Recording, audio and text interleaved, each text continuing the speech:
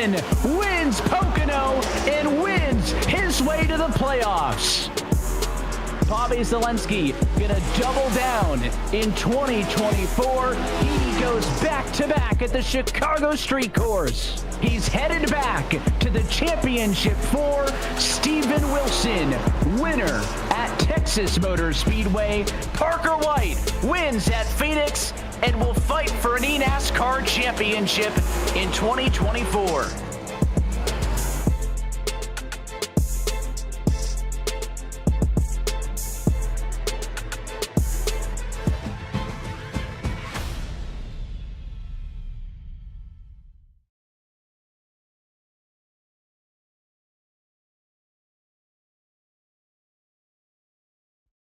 Racing isn't easy, but experiencing it is.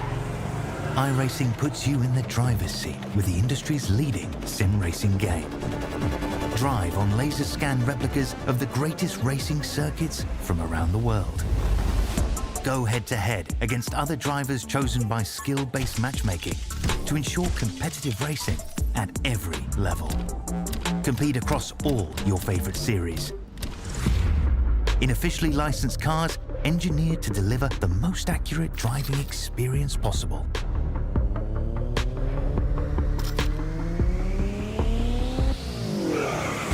Join a race or host your own with players from across the globe. Race against the computer or in a league with friends. Feel the thrill behind the wheel. Visit iRacing.com.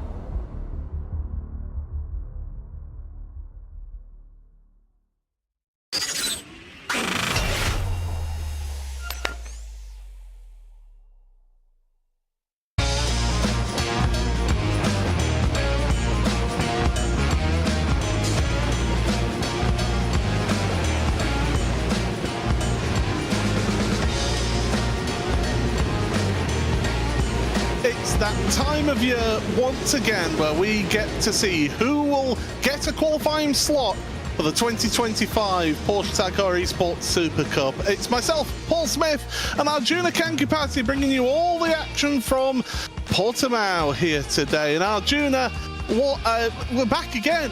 What a thrill ride this has been, 6 weeks. Professional, making sure I can't talk over you.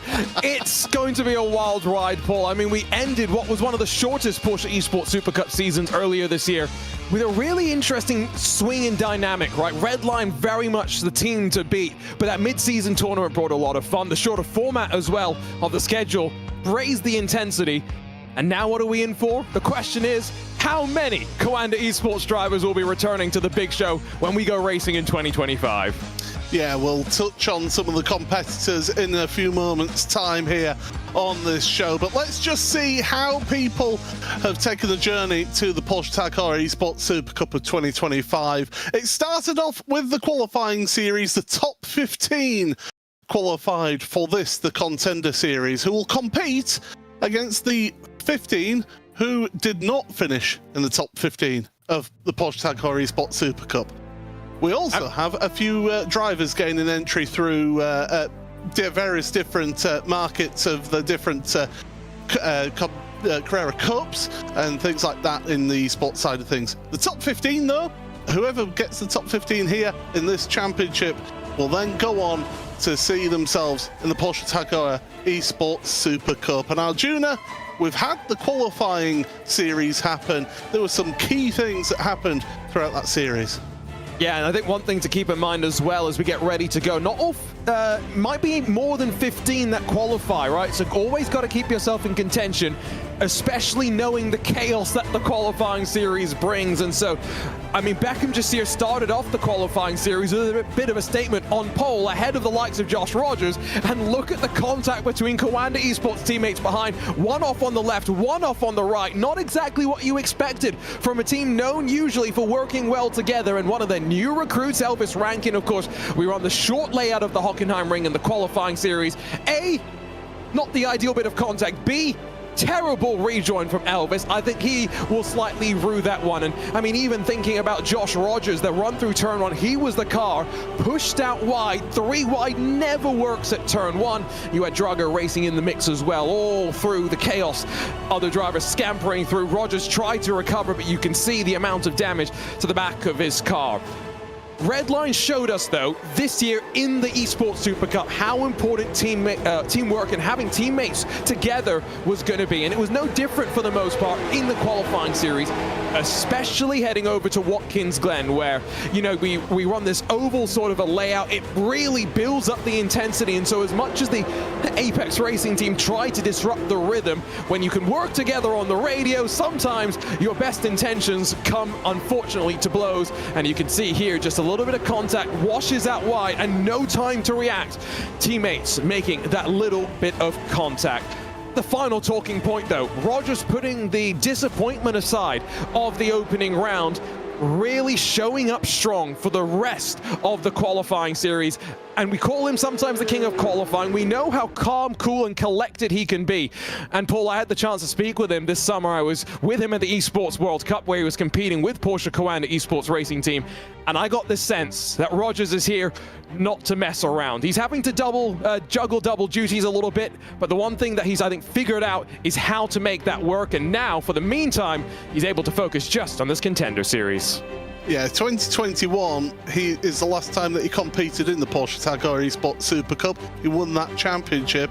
Didn't defend his championship after that, and went and focused on other duties. But certainly, great to see him in the Contender Series. Not guaranteed to get through into the Porsche Tag Heuer Esports Super Cup. That's what is so great about this Contender Series. Any one of these fields could end up getting themselves a qualifying spot in next year's Porsche Tag Heuer Esports Super Cup. Well, we've had a look at those clips from the qualifying series. Here is how the points work. It's the same as the full Porsche Tag Heuer Esports Super Cup. The top 5 in qualifying, they get points. Then in the sprint race, half points are scored down to 20th. And the feature race, it is that 50 points for a race win. All that focus really goes towards that feature race. The qualifying series runs a lot of the same tracks that we run in Contenders and the main Esports Super Cup, but shorter layouts. The Contender series runs some of the shorter layouts. However, it introduces a format from the Super Cup. The idea being drivers from the Super Cup have the advantage in knowing the format. Drivers from the qualifying series maybe have a bit more of an advantage in having done the reps to get up to speed for the qualifying series, dialed their setups in, dialed themselves in. So this is where you now have to figure out, right, qualify first. The pressure's on as well with that one-lap qualifying format, especially knowing some of the tracks we're going to, Paul, and track limits, as ever, being a hot button talking point. Yeah, they certainly are. The schedule then for this short, sharp Contender series. We're starting off here at Portimao at the Algarve. Next week, we head on over to Japan and Okayama. Then it's Laguna Seca. 2 tracks that are quite tight and twisty, so it'll be interesting to see how they get there. Talking of tight and twisty, Zolder is going to be there in week 4. Saxon Ring, and then finishing off at the glorious Spa-Francorchamps, where we've seen some of the most exciting races in Porsche Tag Heuer Esports Super Cup history. So make sure you stick around for this 6 weeks of action. But we are getting ourselves close to the start of qualifying. There's San on screen, and it's giving us the webcams. And this is what I love, Arjuna, being able to see the drivers who are going to be competing in these races. He's got his biggest fan. Keeping him cool right now. That's important in these sort of stressful conditions as well. And you mentioned, Paul, that some drivers qualifying through various Porsche markets. He's one of those drivers. Going to be really interesting to see how he mix it up. I think Andrew Caron, as we look at Josh Rogers, he's also one to watch.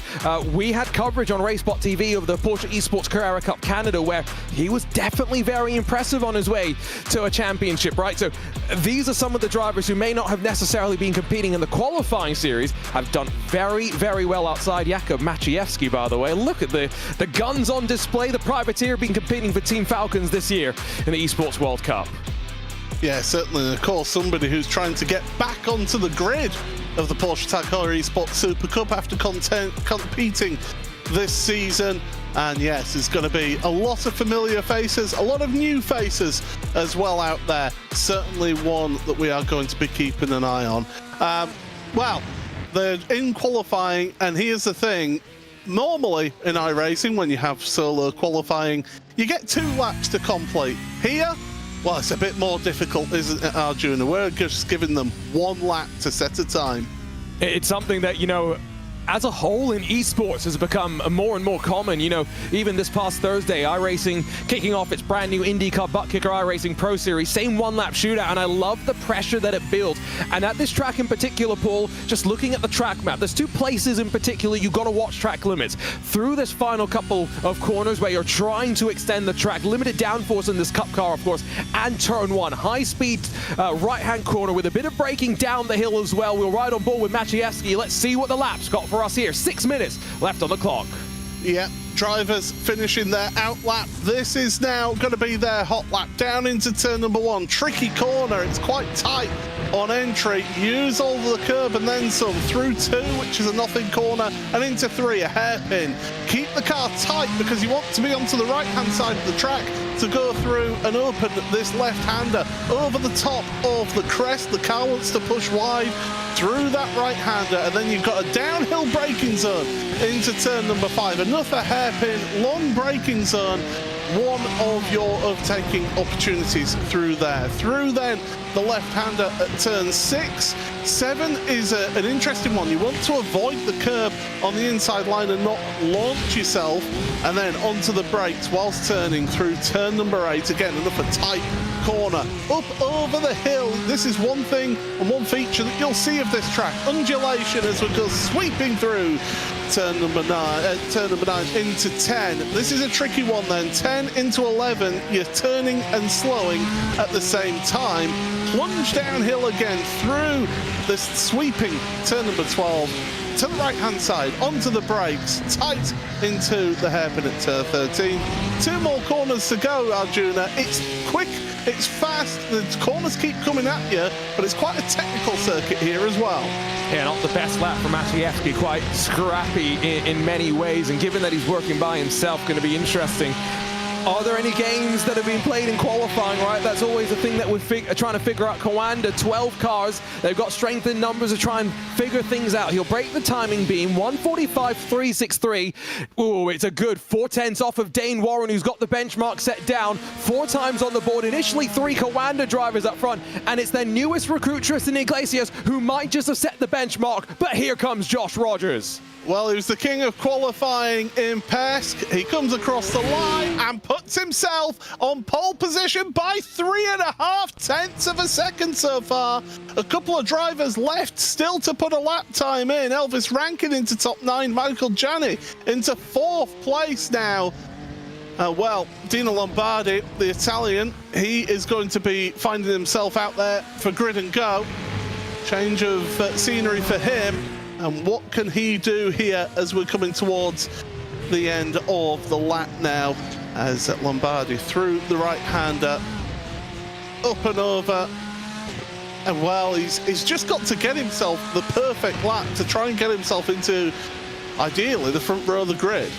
Well, right now, Coanda 1 through 5. I made a bold statement to Paul just before we went live, which may come true. I'm going to say it now, and maybe I'll sound smart, maybe I won't. I would not be surprised to see Coanda lock out the top 5 in every single one of the races across of a relatively short season. Let's see if they're going to start off qualifying on the best foot possible.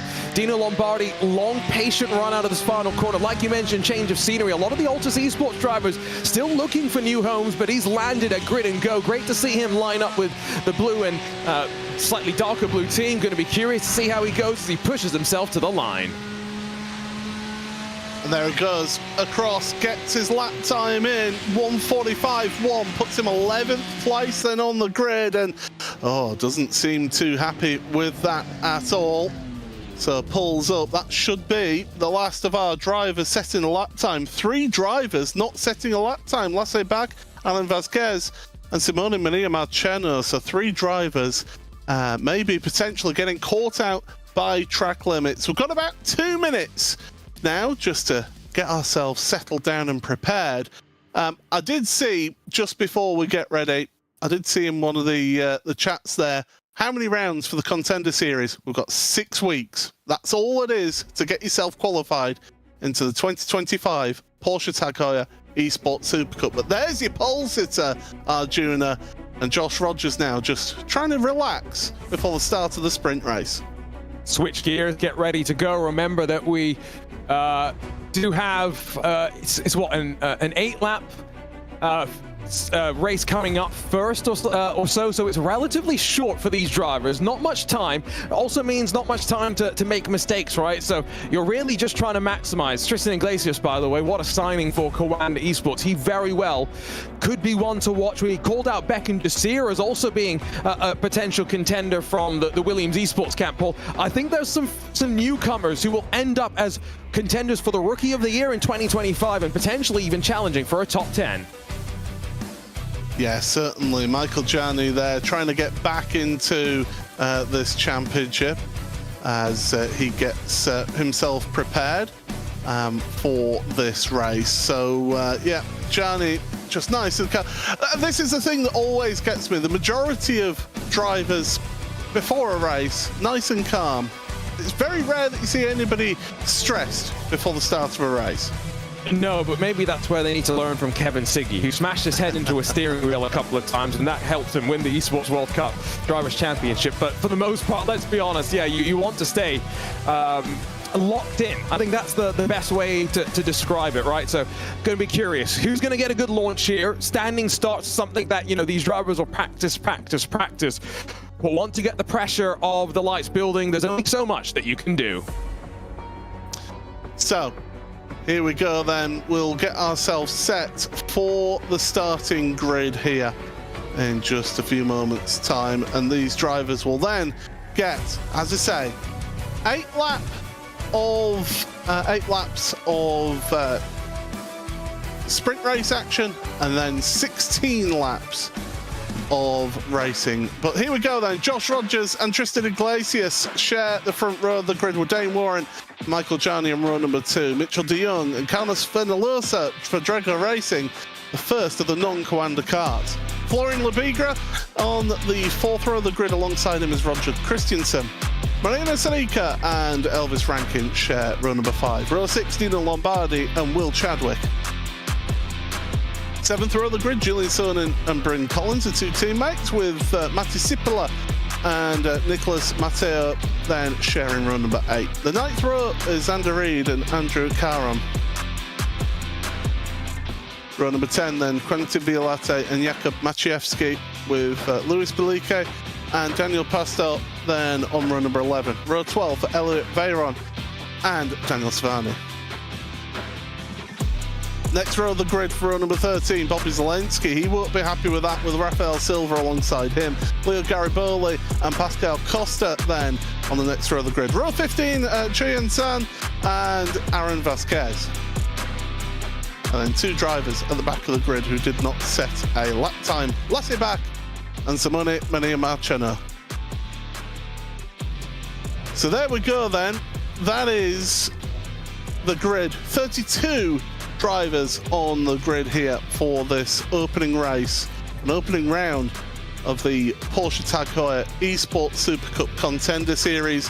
Very, very quickly then, sprint race. Are we just going to see it nice and calm or a bit of chaos, Arjuna? It's interesting because Rogers, you know, he's sometimes been sent back to 8th with the inverted qualifying, then run down for the sprint. So he's not always accustomed to starting up front. He'll be looking to try and control. Coanda will try to work together, though. Here we go, then. It is the start of the Contender Series. The engine revs rise. Green flag. And we are underway here in Portimao. Straight away, Josh Rogers with a good launch. Tristan Iglesias coming in behind. Oh, they're getting drivers squeezed to the pit wall as we go into turn. A spin around, and it's Will Chadwick. There's another car around as well. That was Maciejewski involved in all of that. So carnage happening through turns number 1 and 2. But up and over the rise, then through turn number 4, plunge downhill. It's Coanda, 1, 2, 3, 4, 5. With then Drago Racing, Carlos Fenalosa in 6th place, and everybody else trying to be into that top 10, Arjuna. A bit of 3 wide. Will Chadwick got squeezed by Dino Lombardi to the wall at turn 1. I think that's kind of instigated and set the tone for what the mid-pack's going to look to try and do for the rest of this. Matti Siepela gets in front of Lombardi in that Sontec Racing number 11 as they work their way through the long right-hander, and this is where the elevation change, and these cars in particular must feel so difficult to manage. The patience required as you work into the final sector. Look at the teammates battling. Not often you see Contender Esports teammates wheel to wheel. It's Bryn Collins with an aggressive move to try and get past Xander Reed. Yeah, the 2 youngsters of the Contender Esports team battling it out there in 14th and 15th places respectively. Oh, more tyre smoke happening there. That was Andrew Caron then who had a moment, I would imagine a bit of contact, and more contact. That's Bobby Zelensky getting knocked sideways. Oh my goodness, this opening lap, there's been plenty of Morse code going on out there, Arjuna, but I don't think it was necessarily all SOS. Bobby Zelensky, by the way, getting ready to fight once again in the top 4 of the eNASCAR iRacing series. So he's got one more race to focus on and then full focus back on making it into the Porsche Esports Super Cup. Going to be very excited to see how he can push on with the amount of team support that he'll have. Fenellosa's dropped behind one of the, maybe the only red line represented that we have in the series, Florian Lebigra, who's pulling double duties. Thursday night racing an IndyCar, Saturday here trying to qualify his way back to the Super Cup. Oh, it's really intense stuff here, and now Elvis Rankin trying to go past Fenellosa. So after a promising start to Fenellosa's race, is just dropping back a couple of positions. Last year in the Contender Series, only just missed out on qualifying for the full Porsche Tag Heuer Esports Super Cup. He'll be hoping to go better this time around. And then through the right-hander, up and over and down again. It's a real roller coaster as this track. It's absolutely fantastic. Xander Reed is working his way through the field. I can see on our timing tower on the left-hand side of your screen. Up now. Oh, well, fighting with Matti Siepela, 11th and 12th place. There they are. And you can see just how much time they've lost to the top 10, who, remember, we will have an inverted top 8 for the feature. So Rogers wins. He'll start from 8th. Fenellosa in that inverted pole. Really just with Moreno Sorica and Roger Christensen to deal with. A bit of a half spin there. Slow car, Rafael Silva potentially losing a bit of ground. Daniel Pastor dropping down the order as well. Argy Bargy, helter-skelter mid-pack. What's new? Welcome back to the Porsche Esports Super Cup if you're joining us for the very first time.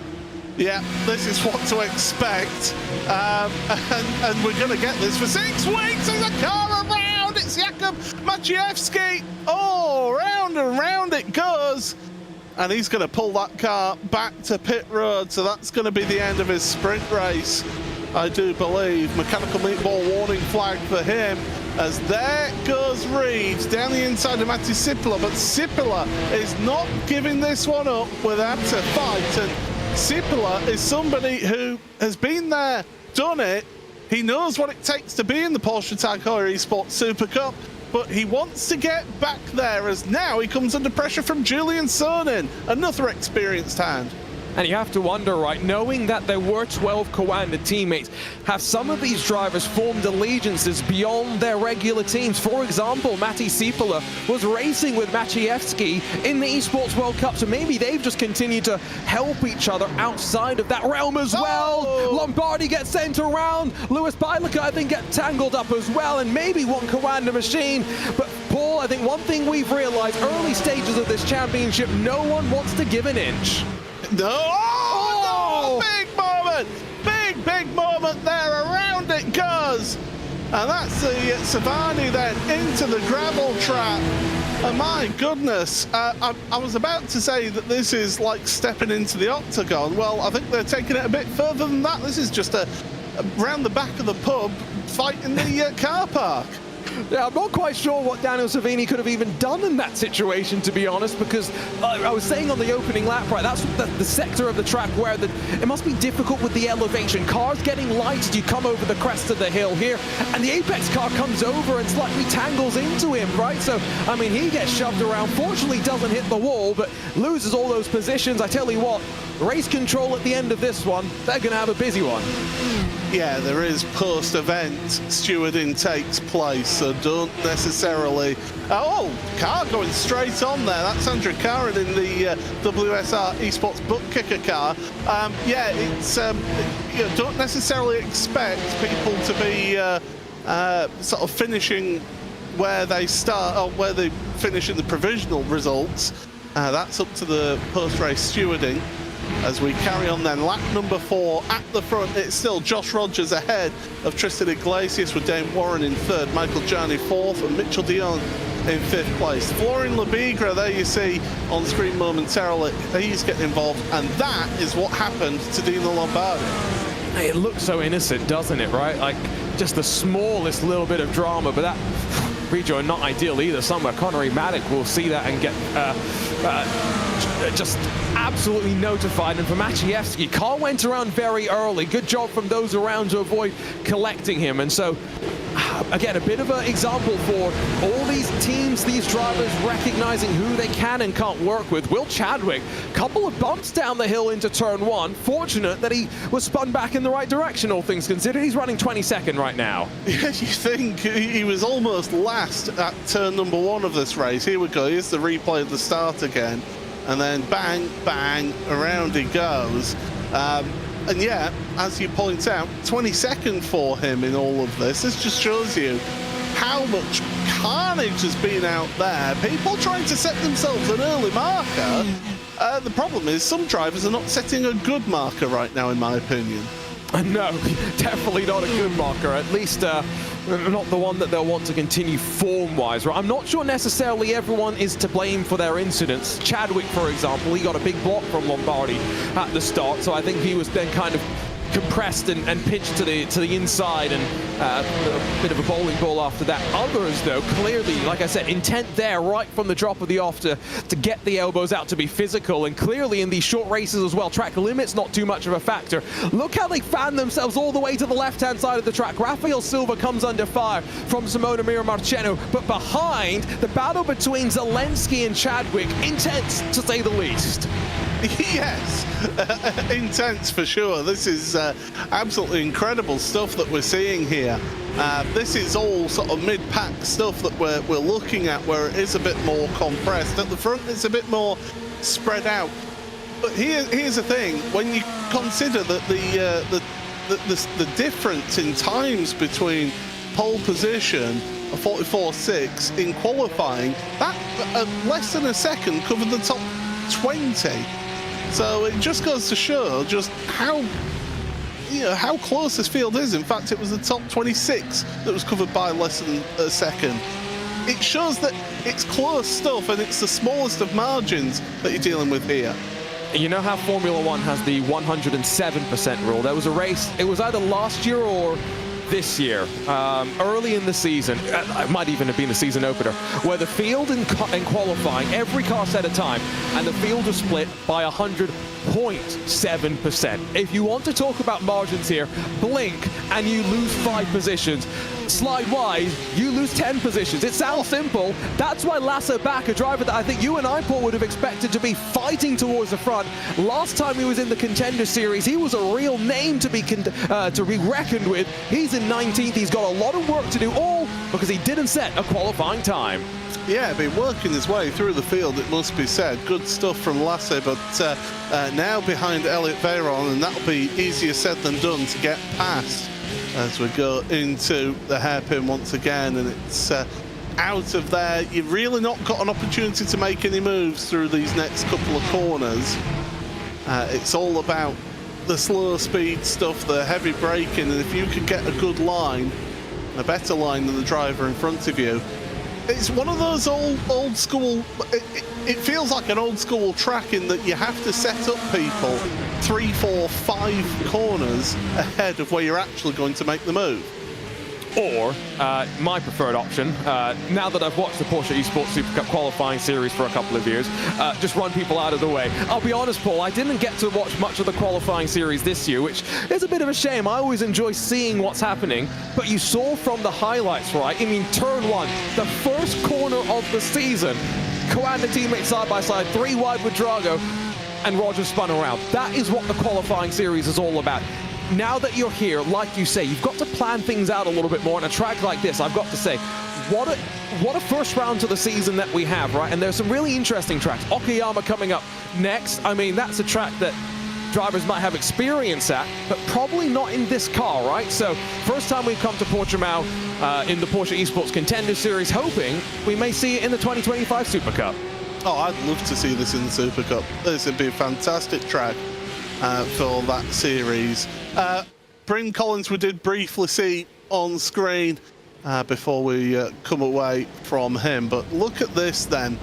5 Coanda cars at the front, then it's Florian Lebigra, the Team Redline representative, in 6th place.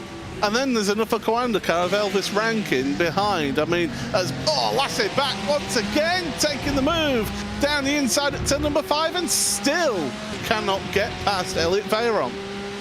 And Elliot Veyron, I'm just recognizing how many of the drivers have got double duty to pull on Thursday nights with a mistake. Small mistake as well, turns into a big mistake. Yeah, that's 1 position lost, make that 2 positions lost for Bryn Collins. He's got damage to the side of his car. We know how aggressive Bryn Collins can be, the young Welshman. As they go through, him and his brother still owe me and Sadekist a donut, by the way. As they go through and onto the brakes once again, but Bryn, big lock-up. It's so easily done with this car through some of these corners where you're turning and braking at the same time, and as you said earlier on, one little mistake, one little miss of an apex, and you lose positions. Simone Marcheno is going to try and make a move on Daniel Pastro as we get ready to start the final lap. The easiest way to think about it, if the steering wheel is straight, you can brake at 100%. If you're turning, let's say 25% to the right, now you can only brake 75%. If you ask for more, you lock the tire. And that's unfortunately so easy to do in this car. It's why, Paul, we do sometimes think about in the feature race tire management. Daniel Pastro locks up, goes straight, and now drops a couple of positions.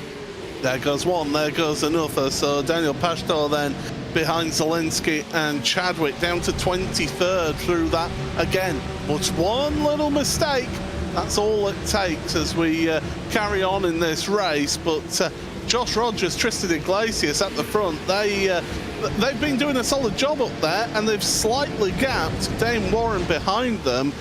They must be feeling comfortable though, having all of that rear gunner action to stop Team Redline driver Florian Lebigra coming in.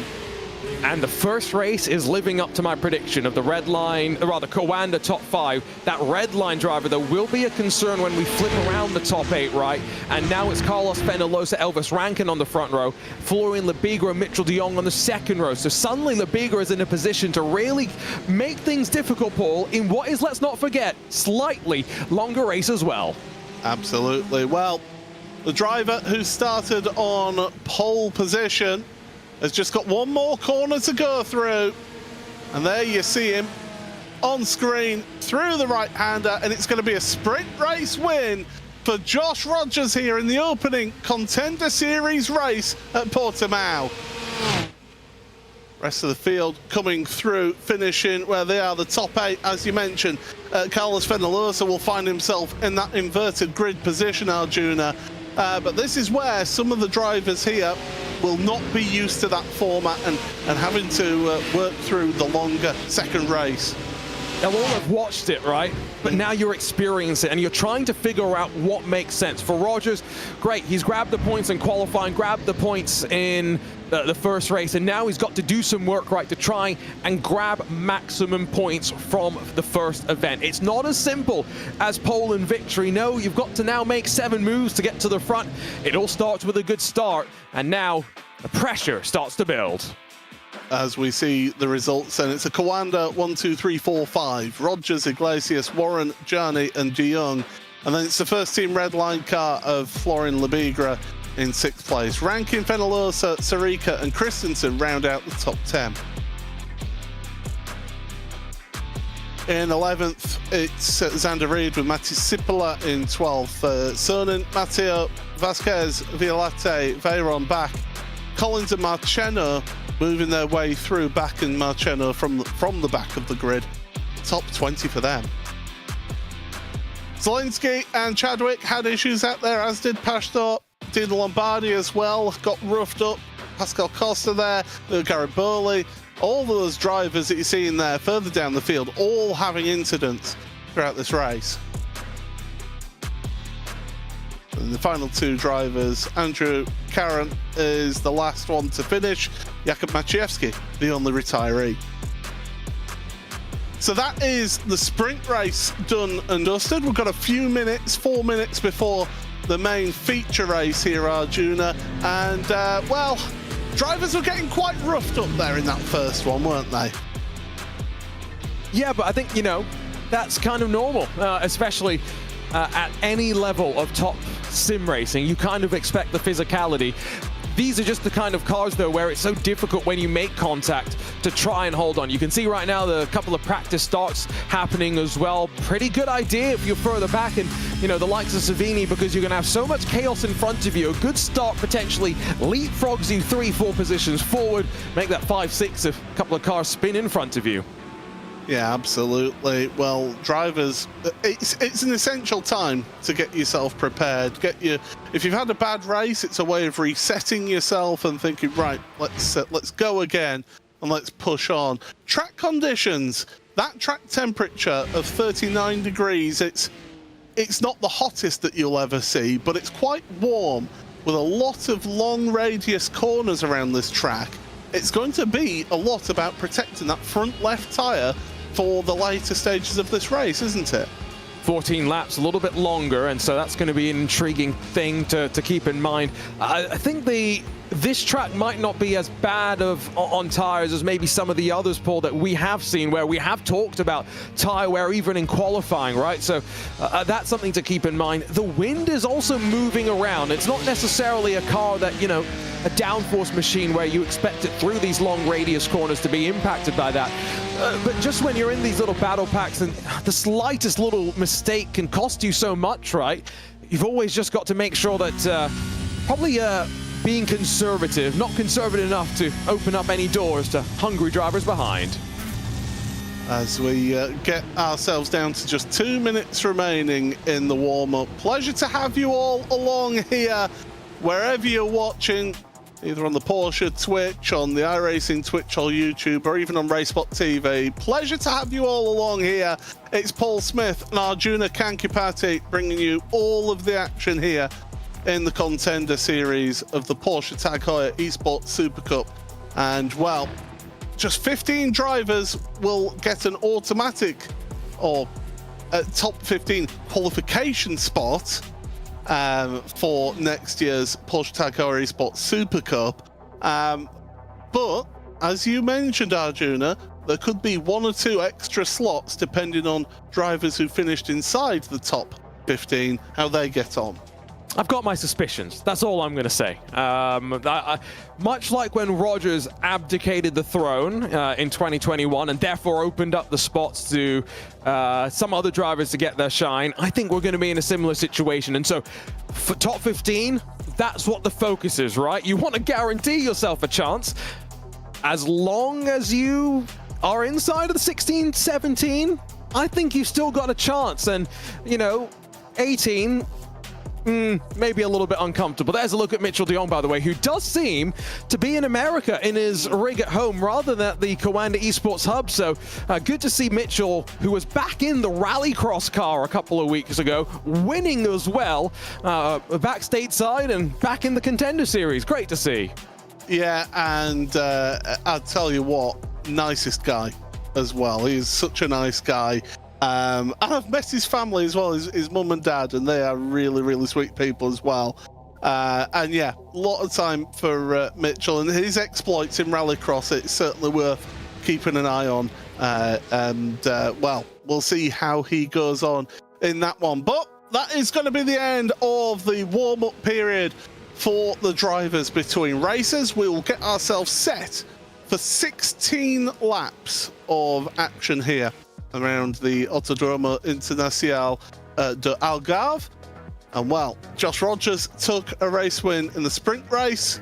What can he do from 8th place on the grid? Let's take you through then your starting grid here with the top 8 inverted. That means that Carlos Fenolosa and Elvis Rankin share the front row of the grid with Florian Labigre and Mitchell de Jong. Magical Journey and Dane Warren on run number 3. 4th row of the grid for Tristan Iglesias and Josh Rogers, and then everybody else is where they finish. Sarika Christensen on row number 5, row 6 for Reed and Sipola. 7th row of the grid for Julian Sonin and Nicolas Mateo, with Alan Vasquez and Quentin Violate, the 2 teammates sharing row number 8. 9th row of the grid for Veyron and Bat. Row 10 for Bryn Collins and Marchena, with Zelensky and Chadwick on row number 11. Row 12 for Pashto and for Lombardi.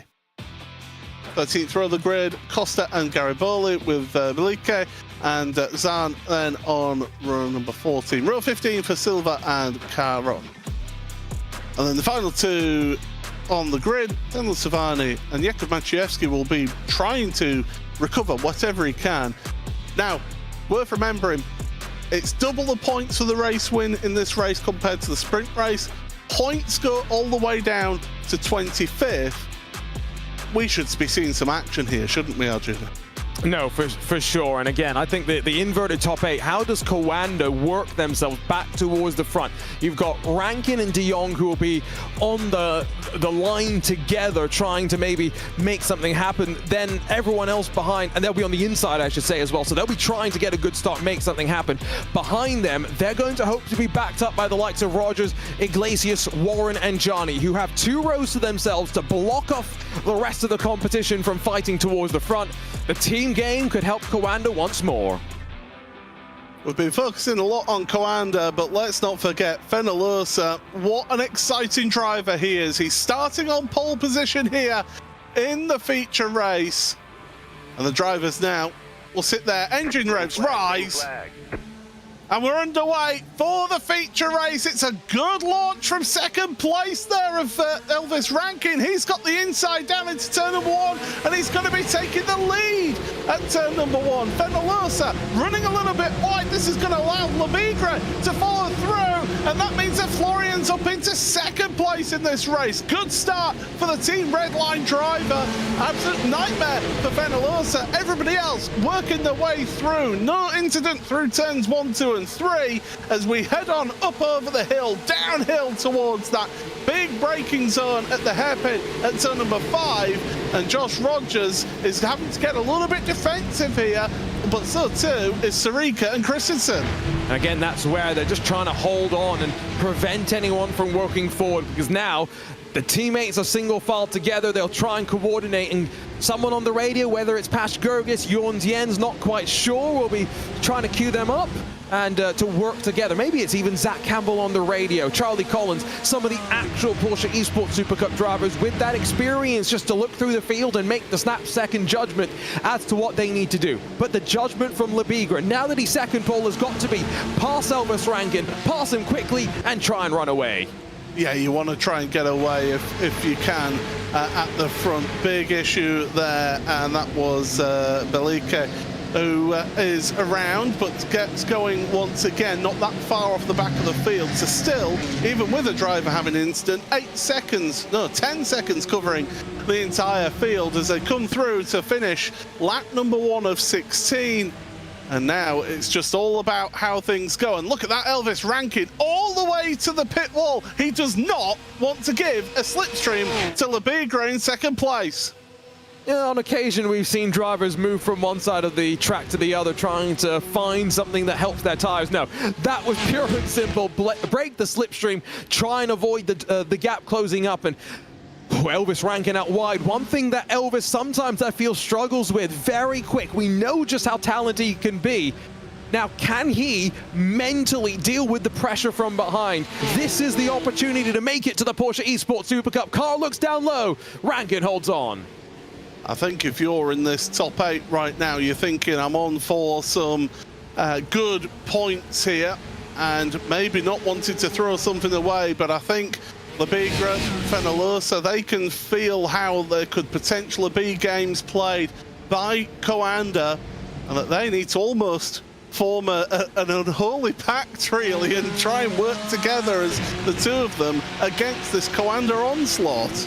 Remember the Super Cup this year, Coanda and Altus, I won't say working together on setups necessarily, but they would share sessions, you know, try and help each other where they could, because they didn't necessarily have the numbers to try and take the challenge to Redline, right? How things have changed and swung around, and it could very well be, if all 12 of those Coanda drivers qualify, what, 2/3 of the grid could be Redline versus Coanda. I mean, we know they're the best two teams in sim racing. It would just go to show the level of depth that they have in their driver lineup and their ability at the end of the day, Paul, to execute. You can do all the preparation, the planning that you want. If you can't get the job done when it matters, you'll never win anything. As here we go again, Labigre looking to try and get the run. Seems to be a better run that he gets each time. Out that last corner to the inside of turn one. Labigre, but holding around the outside is Rankin. He's not going to get bullied out the way. And that's the problem with that turn number one. If you make that move, you've got to allow the space for the car that you're overtaking to be able to run the corner as well. So as they are, Labigre is showing his intentions here, and he does look good through that long sweeping turn 15. Being helped by the fact that Fenellosa's not really putting the looks in the mirrors just yet. I think seemingly content to hold on. Michael Johnny slips wide, and within a blink of an eye, the gap's opened up to 4-5 car lengths. You talked, Paul, about the mistakes on the brakes, right, and how easy it is to lock up. It's so much, it's so easy as well on power down just to be a bit too confident, a bit too optimistic with what the rear tires can give you. And if you get onto the power too early and run out wide, pain gets compounded. So it's going to be interesting how Michael Johnny can now bounce back from that. May have run wide, heated up his tires, got a bit of dirt onto them as well. Elvis Rankin right now, all the pressure in his rearview mirror, no teammates to help him. Worth mentioning as well, whilst we'll look at this lead battle, Jakub Maciejewski just needs to gain one place and will be into the points. That's 6 places gained from the start of the race. So Jakub trying to make amends for what happened in race number one. But here we go again. This is where Florian seems to have that advantage over the Coanda car. Very, very, very wide from the Coanda car.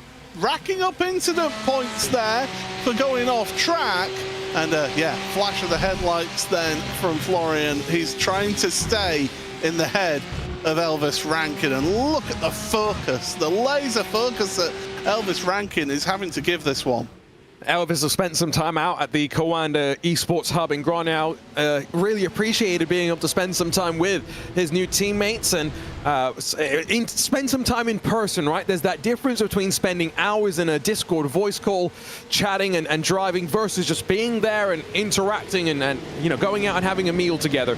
Back at home now by himself, and seems locked in, that is for sure. And I mentioned wondering, is he going to be able to cope mentally with the pressure? That looks like a driver locked in, Paul. You mentioned before we really got into qualifying the calm nature of esports drivers. That's what you want to see. It's not what you always end up seeing, right? And so the mental part of the game, the help the team can give you. A lot of teams now working with mental coaches as well. That's another thing that these teams are all trying just to maximize their performance in. Yeah, anywhere that you can gain an advantage in this life, in this world, you need to take in this level of racing. Here we go, Fenellosa we're on board with, who's got the box seat right now. Just sit back with the popcorn, Carlos. You've got some good points here in 3rd place after finishing 8th in the sprint race. But if anything happens between these two, this is the driver who is going to take advantage of all of that Draco racing car. He's a wily veteran as well, isn't he? Someone that you know, no matter what car he's competing in, will be in the mix and always ready to pounce. And I think right now, Labigre is doing the pushing. He's asking a bit more of his own tires, trying to get Rankin to make a mistake. This is a much longer race in the sprint, so Fenellosa maybe just thinking, let me save a little bit for the end. I've got the sea of purple and orange still queued up behind me. They'll try to pounce if I make a mistake, maybe push a little bit too hard. If Labigre doesn't get a chance, though, to make a move, Paul, all this time that Fenellosa's sitting behind, could it be for naught at the end of this race? I don't know.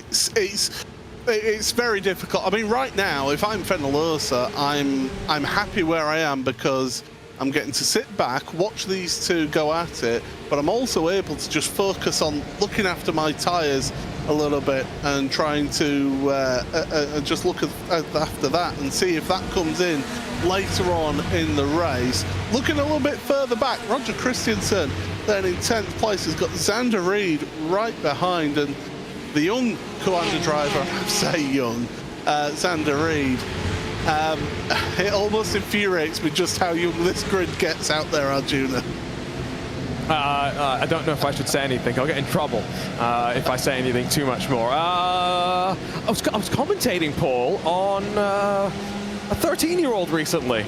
Actually, no, wrong. A 12-year-old. This morning, I was commentating on a 12-year-old in sim racing. That made me feel like the next generation of sim racers. Remember when Josh Rogers was young? Remember when Peter Berryman was young and in his very first season in an iRacing World Championship back in 2015? I mean, he's still doing it in 2024. I mean, Paul, the next generation's coming. They'll probably be coming for our spots in the commentary booth as well. Yes, as a man who turned 40 this year, I can basically say every driver on the grid is a young driver. That is for sure. But we're looking at this this action here, and Christensen doing a good job so far. Is Roger holding on to that 10th place? But now Xander Reed putting the pressure on. He's got his teammate Julian Sonin not that far behind either. Looking to the outside. Maybe try to get the cut back on corner exit. No, contact! Christensen's around. Oh, when it was looking oh so good for him, he gets contact from behind. And the Valkyrie expert driver is facing the wrong way and has dropped all the way down to 17th. And that's what you call the sense of the producer. Right camera, looking at the right webcam and seeing the reaction, it all comes together. I mean, it was building, wasn't it, as well?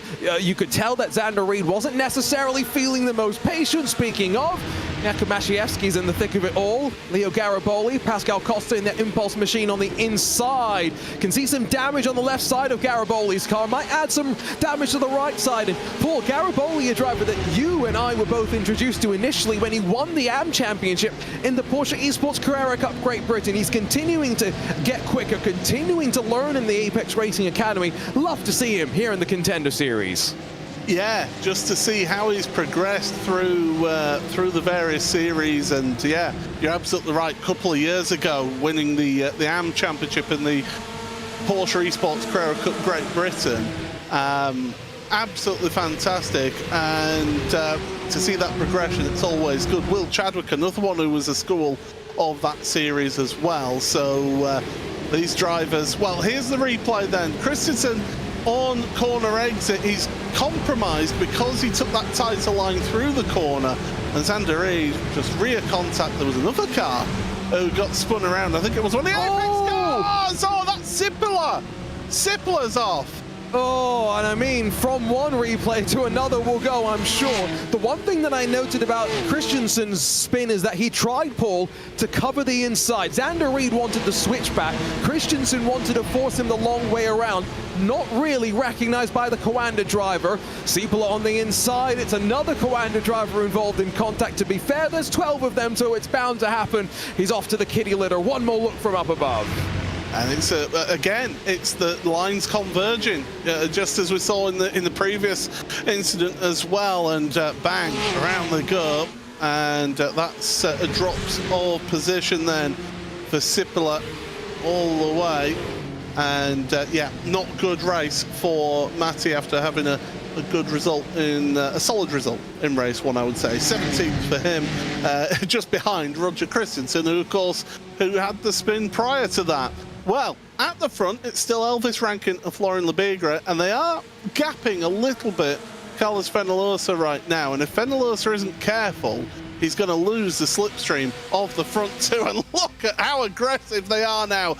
It's snaking down the start and finish straight in towards turn number one. Lebegre, though, not quite close enough to make a move. And, you know, they're picking up incident points on every single lap through the final corner, aren't they? There's no way that this is not a calculated ploy. Problem becomes, what happens if you start making a bit more contact, right? 2 X's start to accumulate, 4 X's. you get too many of those, I mean, you're getting straight sent to the disqualification pile, right? So like, there's a fine limit to be struck, and when you're leading, when you're vulnerable to the car behind potentially running into you and giving you the contact that puts you over the limit, Paul, I'd feel a little bit disconcerted right now. Probably a bit disconcerted if I'm in the mid-pack as well. Nicholas Mateo and one of the Drago Racing cars trying to hold on. Julian Sonnen in front of him, Aaron Vasquez behind. Oh, it's getting all a bit close there and a bit tight and frenetic further down. A little bit of a hip check there on corner exit. And well, Mateo is now looking behind as Vasquez moving forward through all of this as well. Great action throughout the field. You don't know where to look in all of this. It's tremendous stuff here, and it's what we expected here in the Porsche Tag Heuer Esports Super Cup Contender Series. There's almost contact there between the Drago and the Apex Racing team car. Oh, I tell you what, Vasquez, that's quite aggressive, and I do love that Drago Racing livery, by the way. It's got teeth on the front end. It's not quite Roxy, it's not quite Rexy or Spike. It's its own thing. We'll come up with a nickname for it at some point, I'm sure. Paul, I've just realized, I mentioned some drivers doing double duty with iRacing IndyCar Pro Series competition. There's also the FIA F4 Global Esports Championship. Aaron Vasquez is going to be competing in that. They're racing next Saturday. We're racing next Saturday as well. Can you imagine the pressure for him? He's not going to know what track that he goes racing at in the F4 Esports Global Championship until 24 hours before. There's 2 different tracks he's got to prepare for.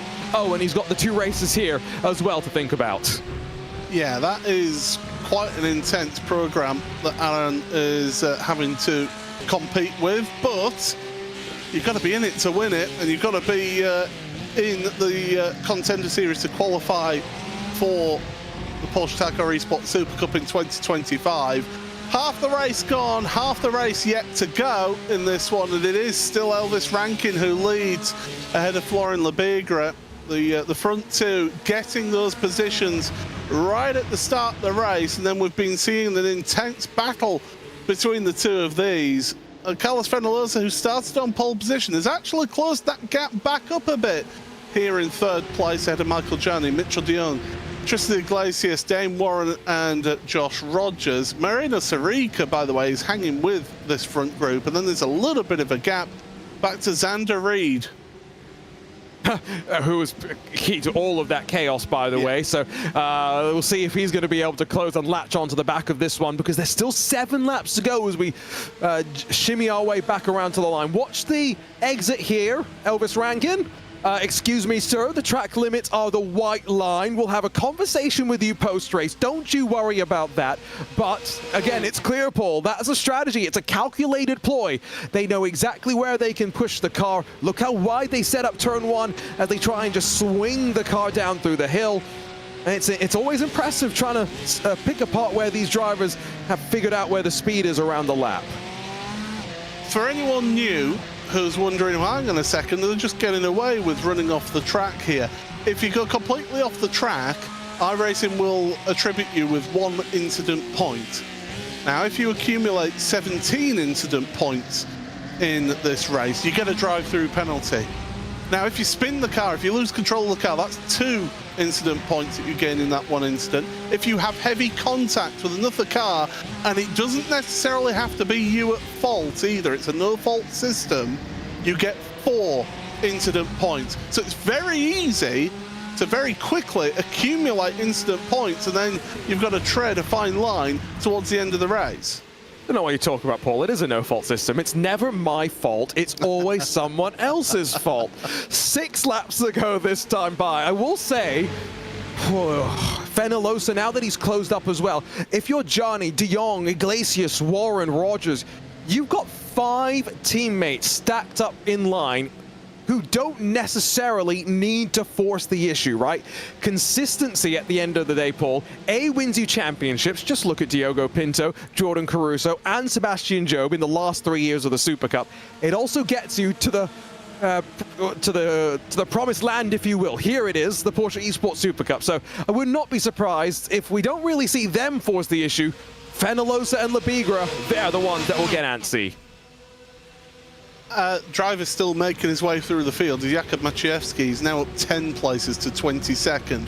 Great recovery to get himself, one, back into the points to start with, and two, to carry on moving forward and pushing through. Will Chadwick, by the way, has retired from the race, and Quentin Violate is on pit road.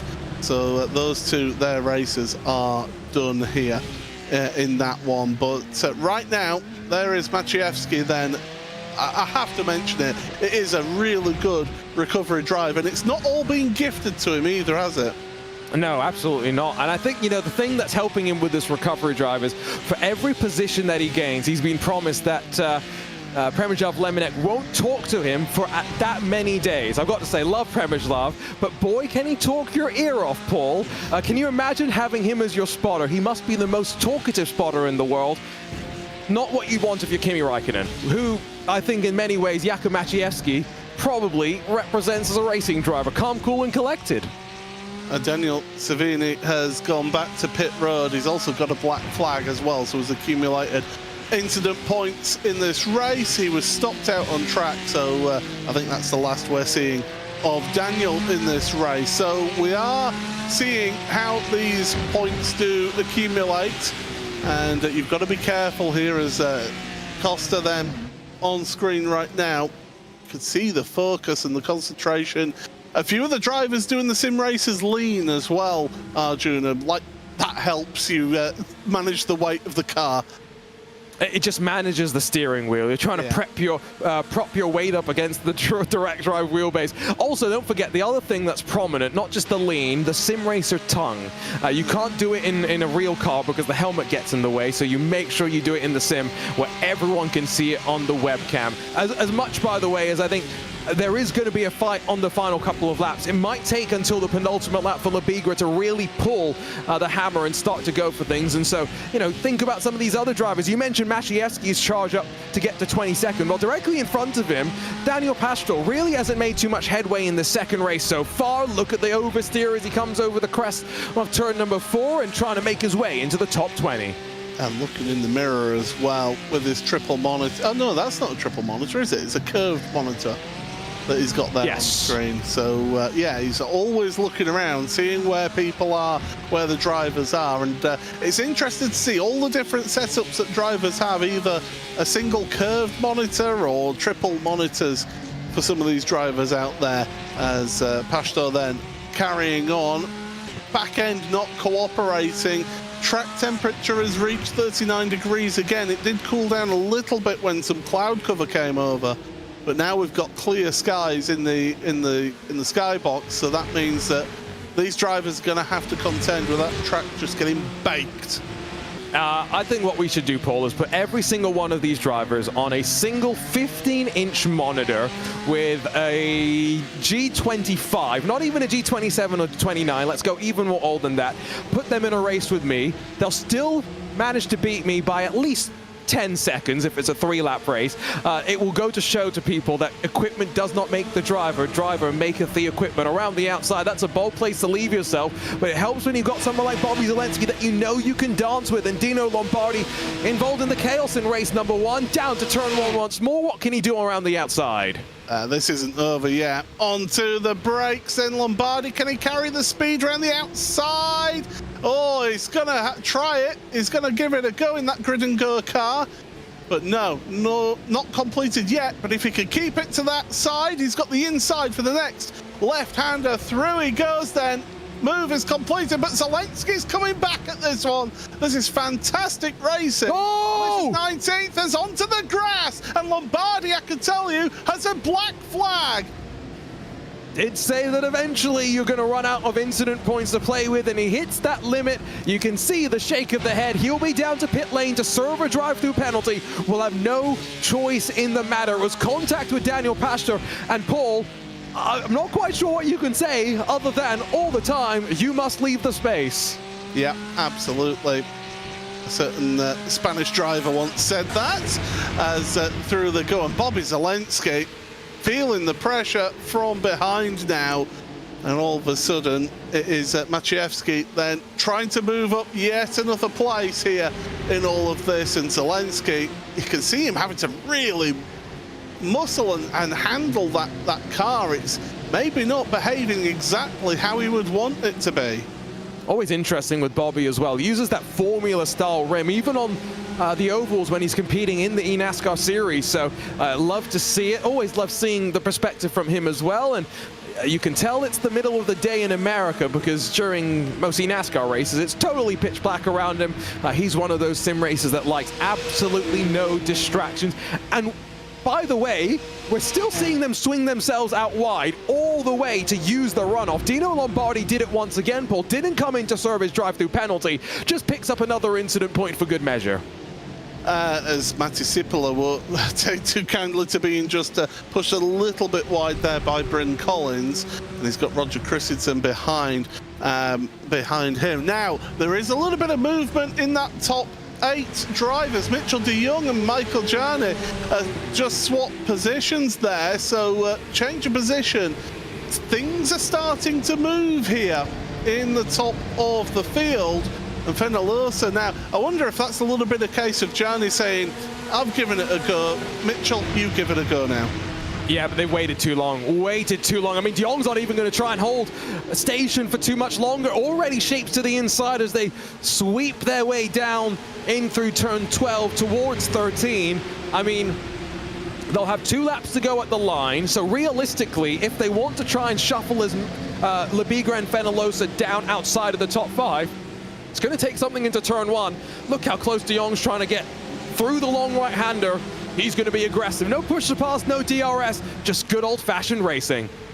Yeah, and a great sounding engine behind them as well, pushing them all the way. Here's de Jong then, and following the slipstream of Fenalosa. Fenalosa, by the way, is following the slipstream of Lebigra and Rankin. Those 3 have stayed exactly in the same positions after the first couple of corners. And look at that concertina effect as de Jong gets all the way up towards the boot lid of that Porsche 992 GT3 Cup car in front of him, through the left-hander, up over the crest, running a little bit wide there for Fenalosa, so maybe has looked after his incident points and is thinking now is the time to use them. I've got 17 to use, I might as well use them. Now, the drivers don't know what the other drivers have. They only know what they have, which is for the best. Let's be real. If you knew the driver in front of you was 1 incident point away from a drive-through penalty, we like to all believe that racing drivers are fair, but there are, you know, emotions get the better of you. I'm not saying that someone would get the chrome horn out, but they'd get the chrome horn out, and so it's good.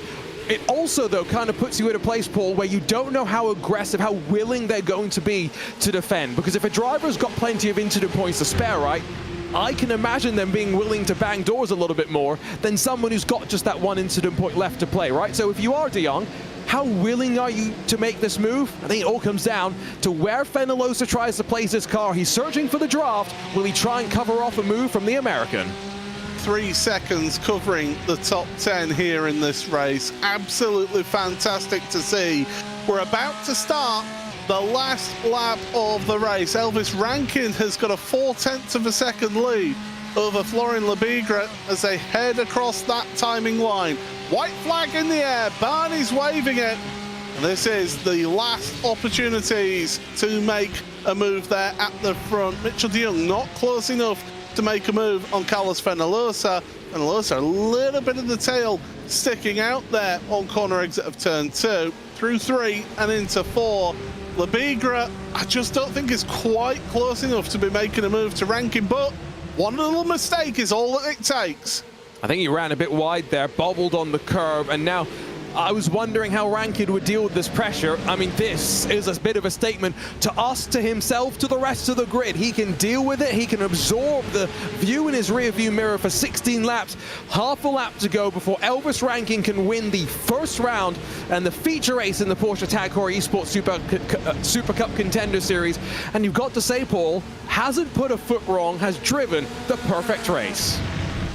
Certainly has. It all went from that launch from the second place on the grid off the racing line, so difficult to get the power down there, but it worked out nicely for Elvis.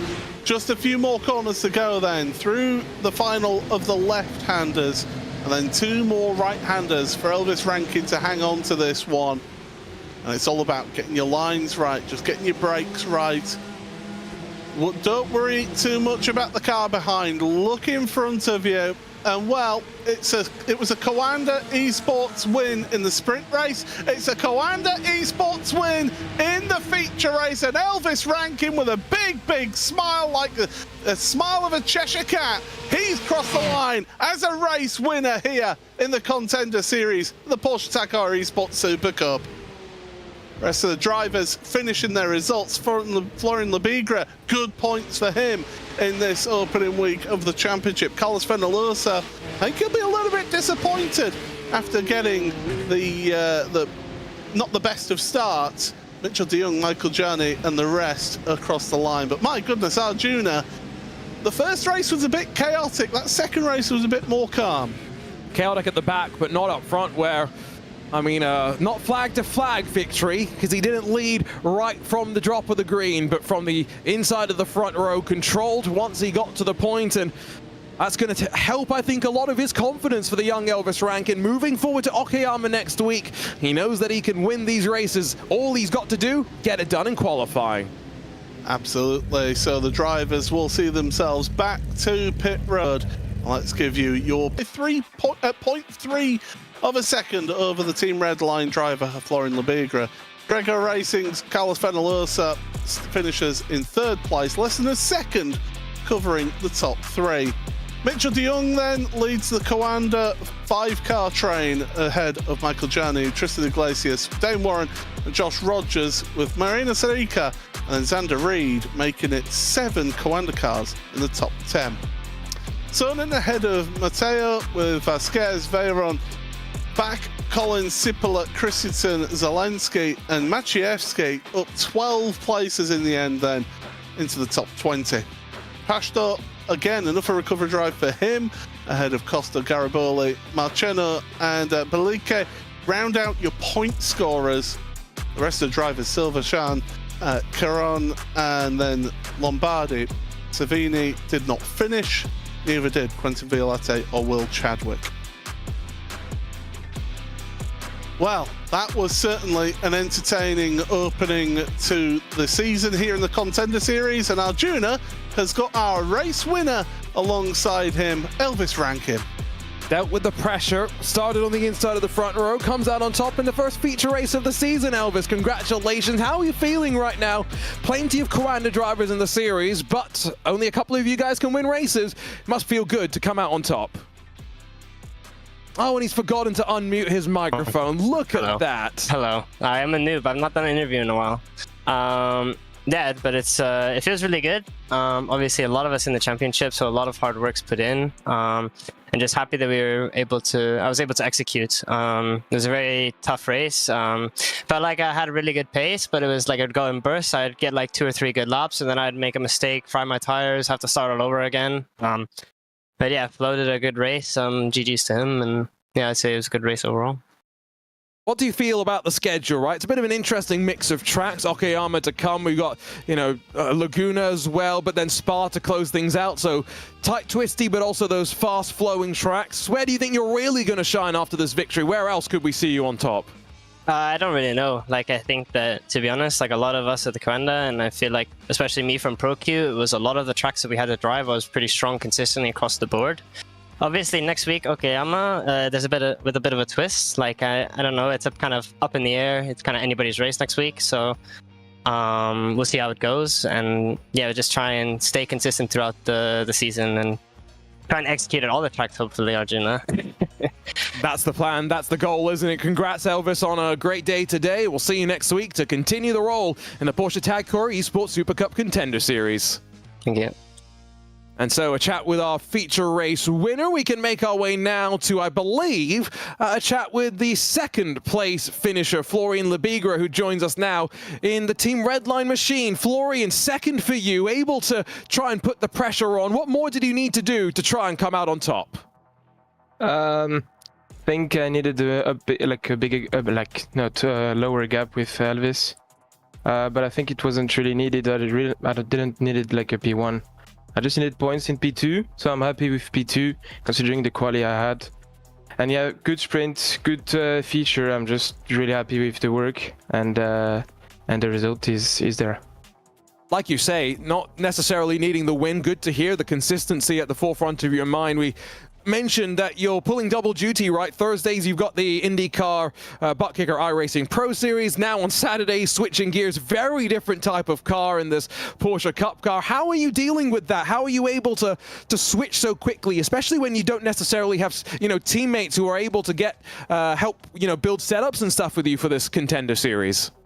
Well, yeah, it's a bit difficult, but I just have to plan everything for like the weeks. And I just drive a bit the Porsche Cup before the Thursday, before the Indy race, but like just to get up to pace a bit.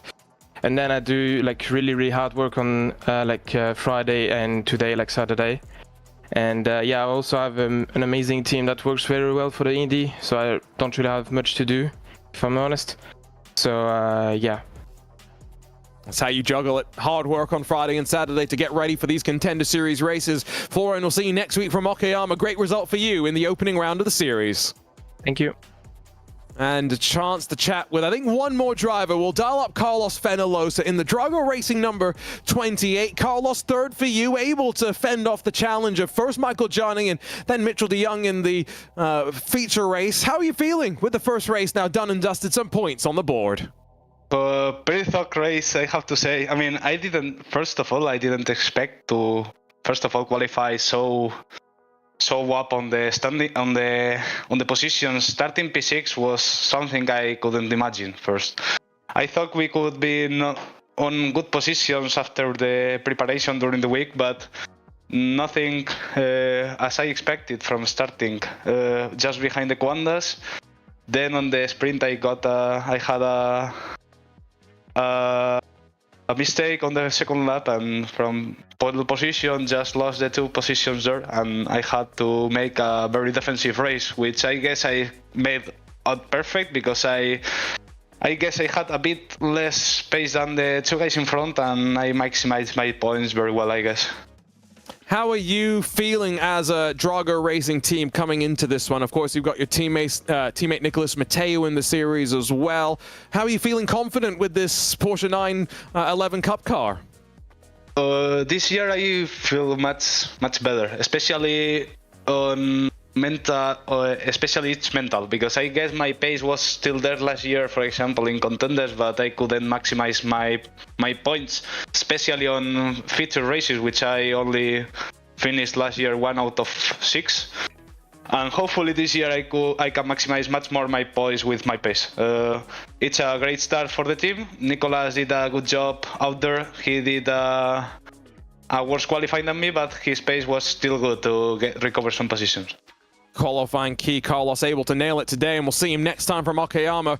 A great result for him and the Drago Racing crew, Paul, all things considered, to open up the season. Yeah, really positive results to start off the season. And, well, speaking of the season, I mean, this opening round, what an advertisement for the Porsche Tag Car Esports Super Cup. Okay, a bit physical in the sprint race, but with it being limited laps, you kind of expect that type of racing. But that second race, a little bit more methodical and thought through with overtakes. Yeah, I think the only thing that could make this better is if we had the Porsche All-Star Contender Series. Yeah. Just so I could drive around by myself and you could bug me, Paul. I think that's the only way we could make this more entertaining at the end of the day. Yeah, absolutely. Well, next week, the drivers have to contend with Okayama. It's a low grip asphalt surface. You've got the tight hairpins as well. It's going to be a completely different challenge to what we saw here this week.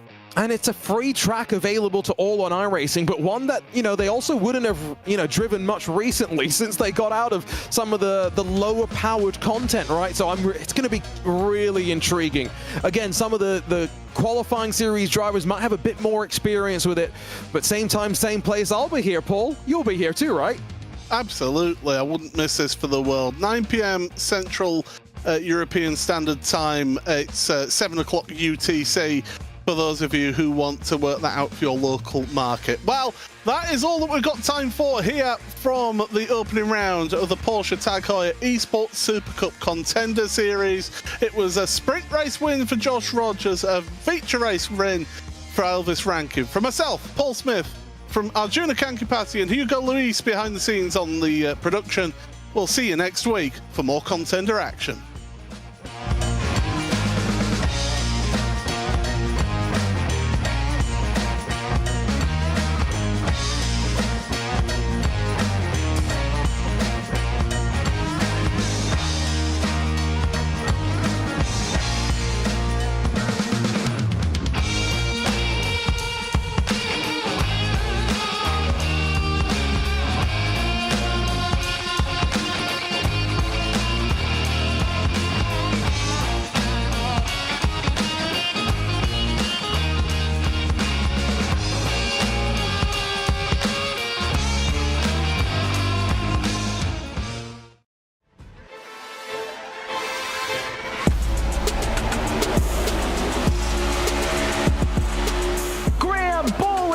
Wins Pocono and wins his way to the playoffs. Bobby Zelensky gonna double down in 2024. He goes back-to-back at the Chicago Street Course. He's headed back to the championship for Steven Wilson, winner at Texas Motor Speedway. Parker White wins at Phoenix and will fight for an eNASCAR championship in 2024.